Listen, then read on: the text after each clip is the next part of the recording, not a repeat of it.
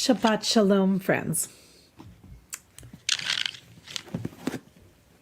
Thank you for your patience with this unusual service.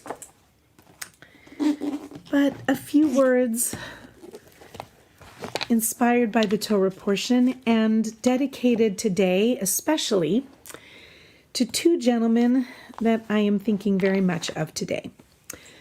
First is my beloved father-in-law, who has been in the hospital for a number of days, but please God is going to be coming home soon. And when asked what he would like to be brought to him from home, he asked for his Torah books, his Parsha books by Rabbi Jonathan Sacks of blessed memory. Such a moving thing for which to ask.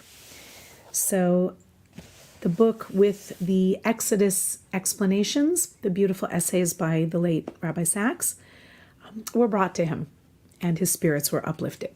So this is for my beloved father-in-law, Steve. And also because it is spot on with this week's Parsha, this little Devar Torah is dedicated to my brother. My brother Spencer, who yesterday turned 51, extraordinary. His actual birthday was yesterday. But this Parashat, Tetzaveh, is his bar mitzvah portion.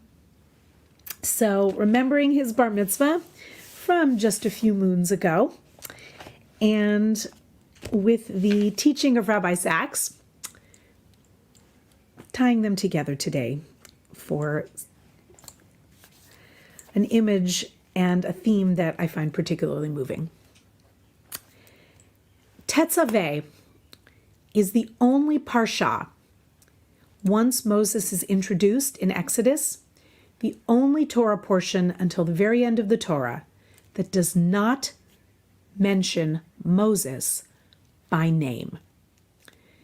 This is a portion that focuses entirely with a spotlight on Aaron, Moses' brother. Why is this? Well, one slightly cranky commentator points back to when Moses was arguing with God for why he didn't want the job of leading the people of Israel. And we read in Exodus chapter 4, God's anger burned against Moses and said, "What about your brother Aaron? He can speak well. He is on his way to you. His heart will be glad when he sees you. You'll speak to him and put words in his mouth. I will help both of you speak and teach you what to do."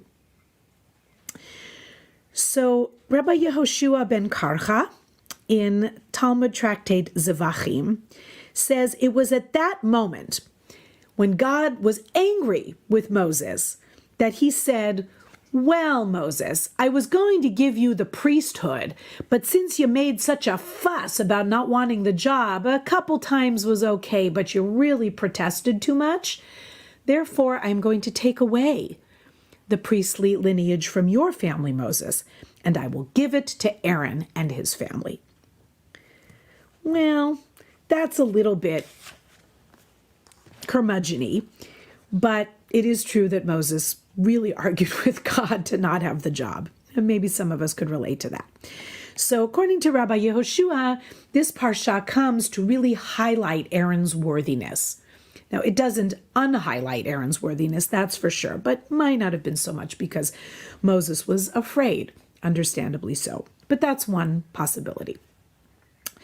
Another possibility is that this is the fifth act in a drama of brothers that started back with Cain and Abel, moved through Isaac and Ishmael, Jacob and Esau, and Joseph and his brothers. It starts off pretty terribly.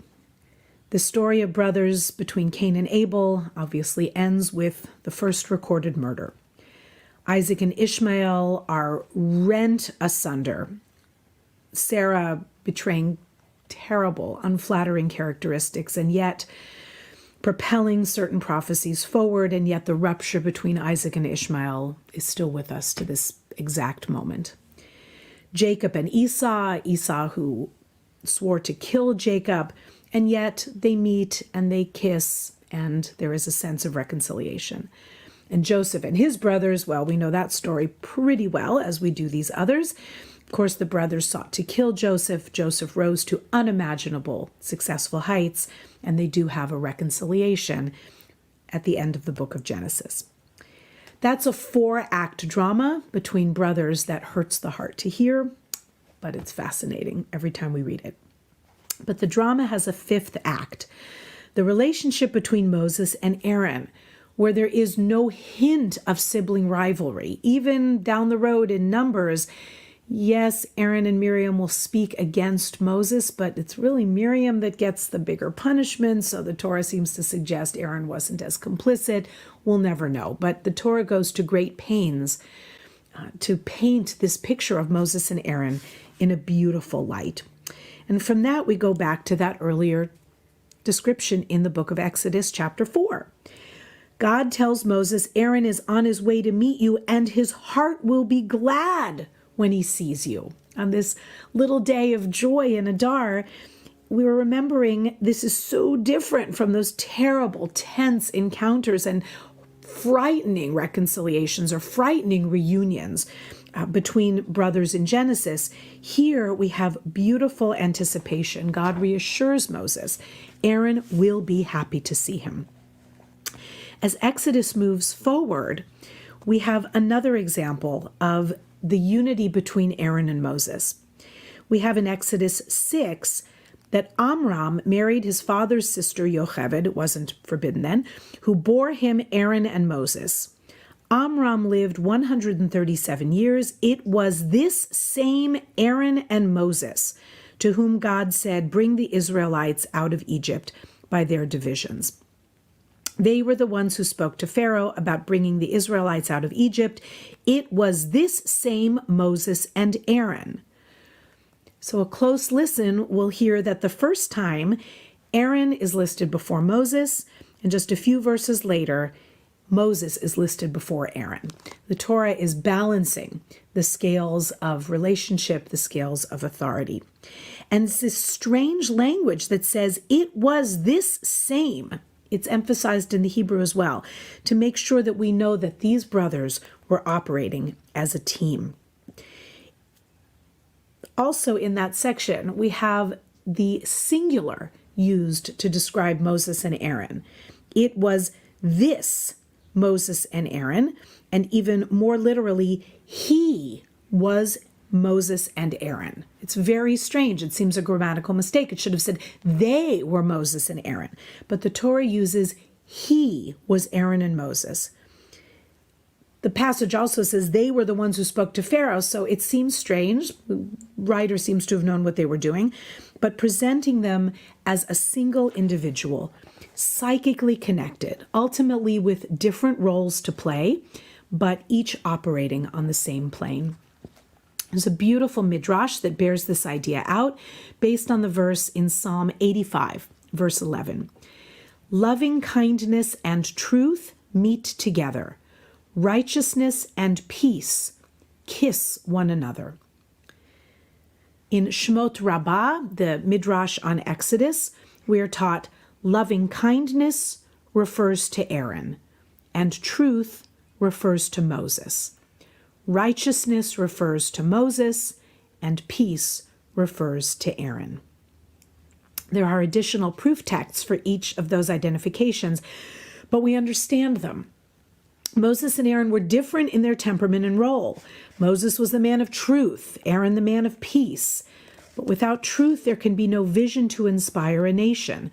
But without internal peace, there is no nation to inspire.